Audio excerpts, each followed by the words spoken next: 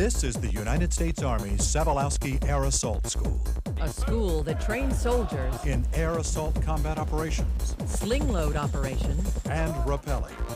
At the end of the air assault course, each soldier must be able to demonstrate the skills required To make maximum use of the helicopter to support their unit's combat operations. The Sabalowski Air Assault School is located at Fort Campbell, Kentucky. Home of the 101st Airborne Screaming Eagles Division. You're qualified to attend air assault training if you're a member of the armed forces. And are in good physical condition.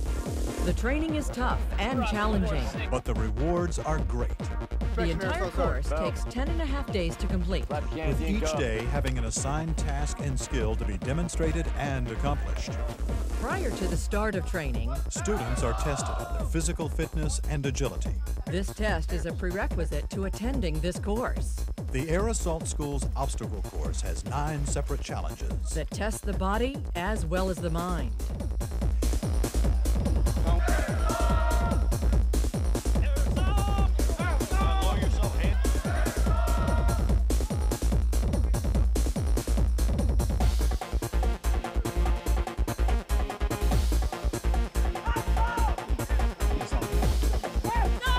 After qualifying physically, students study From days 1 through 3, the capabilities and equipment of Army aircraft by exploring each helicopter's unique combat abilities. in preparation for a mock combat assault.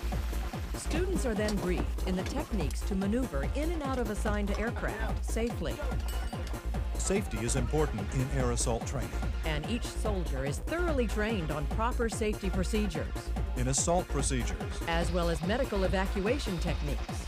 the helicopter is very important in Pathfinder operations. The finding, securing, and mobilization of landing space under hazardous conditions. Armed with this knowledge, students prepare and execute mock assault procedures under the guidance of experienced trainers.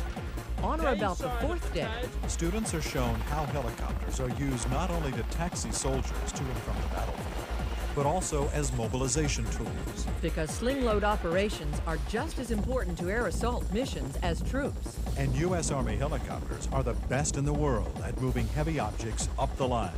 Students study sling loading operations for several days, First, by identifying the proper hardware, then by actually preparing loads, rigging them, inspecting them. and identifying load deficiencies. After completing these tasks, Students go into the field to rig real loads to aircraft.